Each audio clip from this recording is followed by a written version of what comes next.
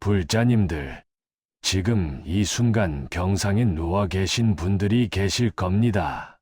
갑작스러운 질병으로 인해 삶이 멈춘 것 같고 미래에 대한 두려움이 밀려오는 그런 순간 말입니다. 아침에 눈을 뜨면 가장 먼저 떠오르는 것이 내 몸의 아픔이고 밤에 잠들기 전 마지막 생각도 언제쯤 이 고통이 끝날지에 대한 걱정일 것입니다. 가족들이 애써 밝은 표정을 지으며 문병을 와도 그들의 눈 속에서 걱정과 안타까움을 읽을 수 있어서 오히려 더 마음이 무거워지는 그런 경험 있지 않으십니까? 병원 복도를 걸을 때마다 들리는 의료진들의 발소리, 다른 환자들의 신음소리, 기계음들이 마치 내 인생의 배경음악이 된 것 같아서 절망스러운 순간들이 있으실 겁니다.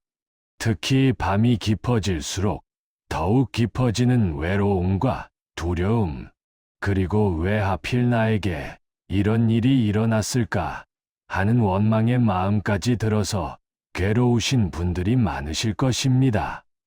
하지만 불자님들, 오늘 이 말씀을 통해 부처님께서 전해주신 4가지 위로와 치유의 가르침을 함께 나누고자 합니다. 이 가르침들은 단순히 마음을 달래주는 위로의 말이 아니라 실제로 우리의 고통을 변화시키고 치유의 길로 이끌어주는 깊은 지혜입니다.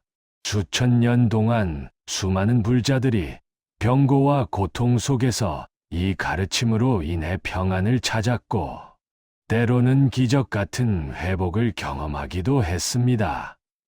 부처님께서는 인간의 모든 고통을 직접 겪으셨고 그 고통을 극복하는 방법을 우리에게 남겨주셨습니다. 질병으로 인한 육체적 고통은 물론이고 그로 인해 파생되는 정신적, 영적 고통까지도 모두 치유할 수 있는 방법을 제시해 주셨습니다. 오늘 이 시간을 통해 불자님들의 마음속 깊은 곳에 평안이 자리 잡고 몸과 마음이 함께 치유되는 놀라운 변화를 경험하시기를 간절히 기원합니다. 병상에서 듣는 이 말씀이 그저 귀를 스쳐 지나가는 소리가 아니라 불자님들의 삶을 근본적으로 변화시키는 감로수가 되기를 바랍니다. 지금부터 함께 부처님의 자비로운 가르침 속으로 들어가 보겠습니다. 첫 번째로 질병도 하나의 스승이라는 부처님의 가르침을 살펴보겠습니다. 많은 분들이 병에 걸리면 왜 나에게 이런 일이 일어났을까? 내가 무슨 잘못을 했기에 이런 벌을 받는 것일까? 하며 자책하시거나 운명을 원망하십니다. 하지만 부처님께서는 법화경에서 이렇게 말씀하셨습니다. 모든 고통은 우리를 깨달음으로 이끄는 방편이며 질병 또한 우리의 마음을 정화하고 진리를 깨닫게 하는 소중한 기회라고 하셨습니다. 실제로 부처님께서도 열반에 드시기 전 병고를 겪으시면서도 이 모든 것이 무상의 진리를 보여주는 가르침이라고 말씀하셨습니다. 질병을 통해 우리는 건강할 때는 깨닫지 못했던 소중한 것들을 발견하게 됩니다. 가족의 사랑, 친구들의 우정, 하루하루의 평범한 일상이 얼마나 귀한 것인지를 절실히 느끼게 됩니다. 또한 우리의 몸이 영원하지 않다는 무상의 진리를 직접 체험하면서 진정으로 의지해야 할 것이 무엇인지를 깨달을 수 있습니다. 조주선사의 어록에는 이런 말씀이 있습니다. 병이 있어야 약의 귀함을 알고 어둠이 있어야 빛의 소중함을 안다고 하셨습니다. 질병이라는 어둠을 통해서만 발견할 수 있는 내면의 빛이 있다는 뜻입니다. 실제로 많은 환자분들이 병상에서 자신의 삶을 돌아보며 진정한 행복이 무엇인지, 삶의 의미가 무엇인지를 깨달으신다고 합니다. 건강할 때는 바쁜 일상에 쫓겨 놓쳤던 내면의 소리에 귀 기울이게 되고 진정한 자신을 만나게 되는 것입니다.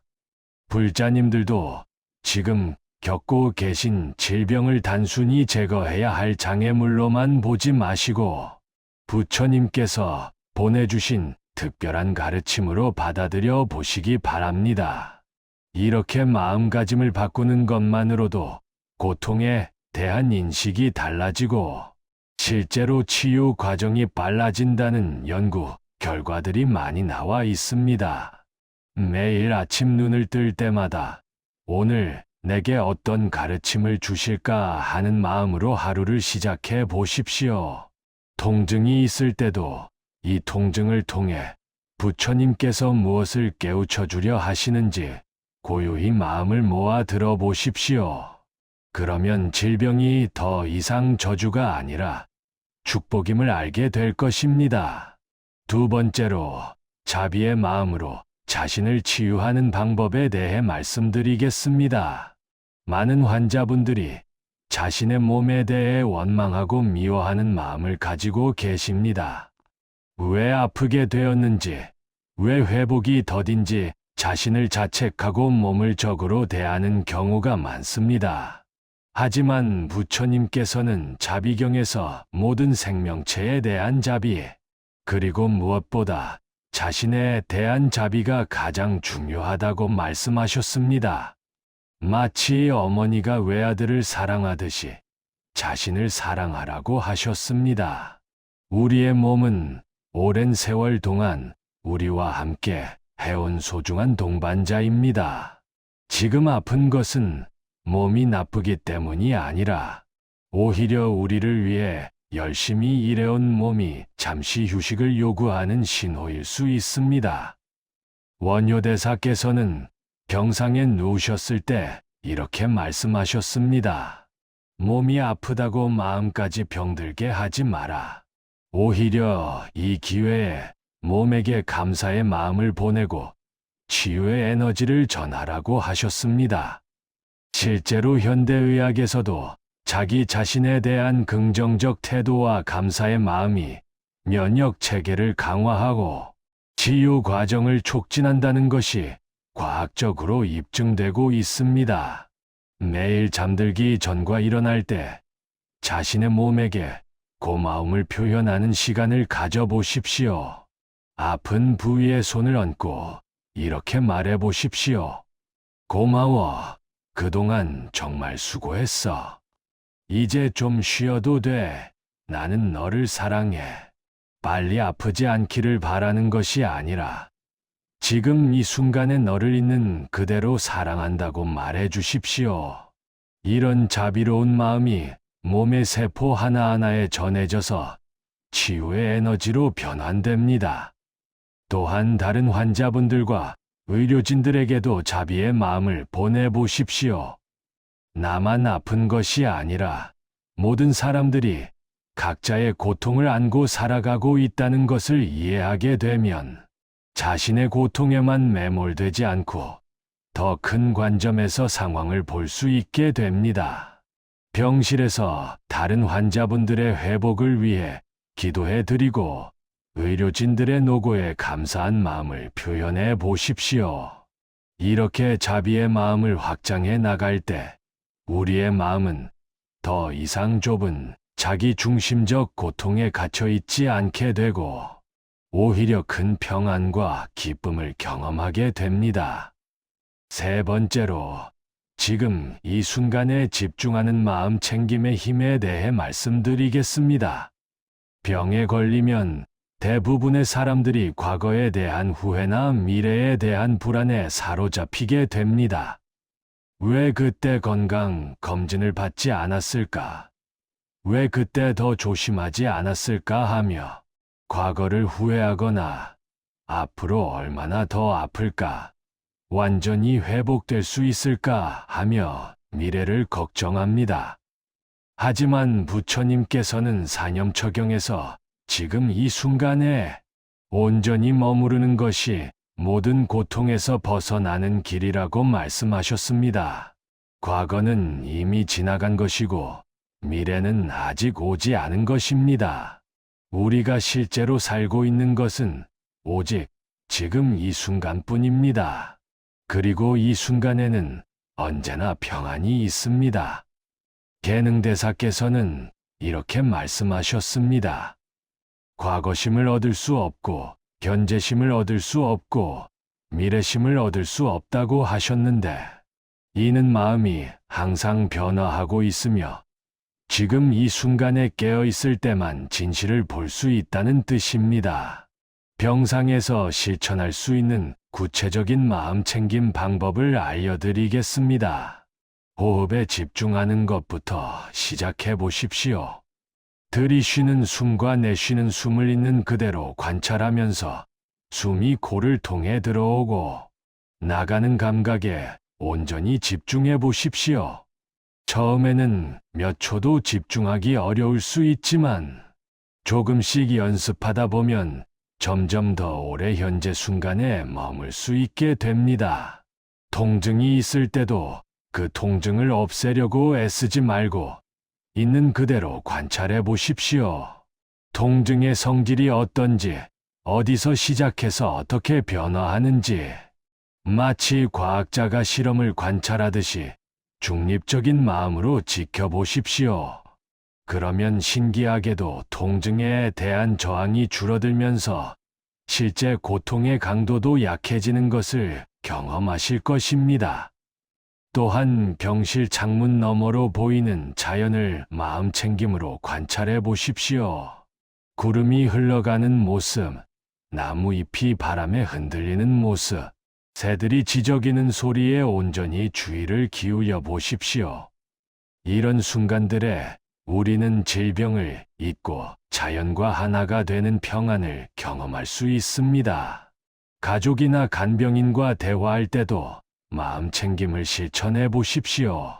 상대방의 말에 온전히 귀 기울이고 그들의 마음을 있는 그대로 받아들이려고 노력해 보십시오.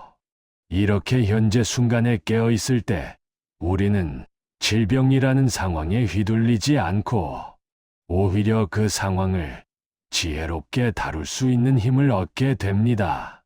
네 번째로 업장 소멸과 공덕 쌓기를 통한 치유에 대해 말씀드리겠습니다.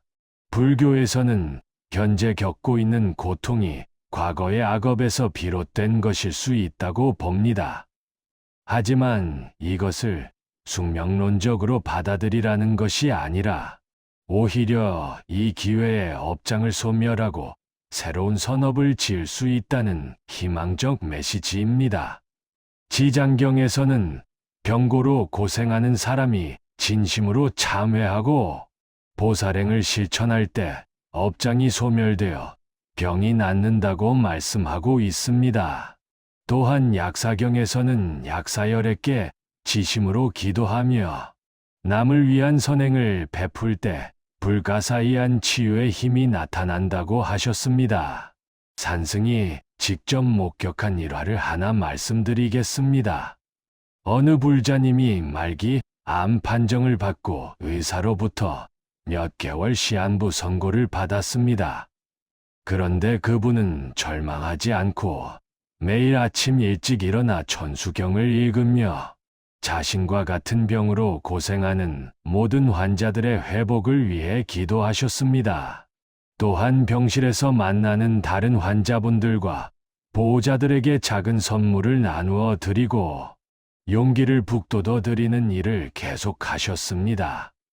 심지어 의료진들에게도 항상 고마운 마음을 표현하고 따뜻한 말씀을 건네셨습니다. 몇 달 후 검사 결과 의사들도 믿기 어려워할 정도로 암세포가 현저히 줄어들었고 결국 완전관해 판정을 받으셨습니다. 물론 의학적 치료도 중요했지만 그분의 이타적인 마음과 끊임없는 수행이 기적 같은 결과를 가져온 것입니다. 불자님들도 병상에서 할 수 있는 작은 보살행들을 실천해 보십시오.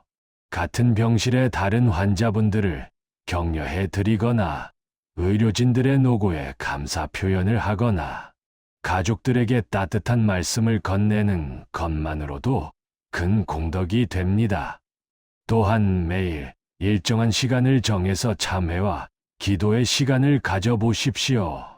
과거에 지었던 악업들을 진심으로 참회하고 앞으로는 모든 생명을 사랑하는 마음으로 살겠다는 서원을 세워보십시오. 지장보살님께서는 모든 중생의 고통을 대신 받겠다고 서원하셨습니다.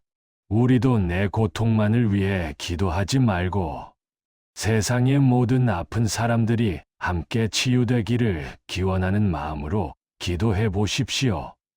이런 이타적인 마음 자체가 강력한 치유의 에너지가 됩니다. 또한 경제적 여건이 허락한다면 자선단체나 불우한 이웃을 돕는 일에 보시를 하시는 것도 좋습니다.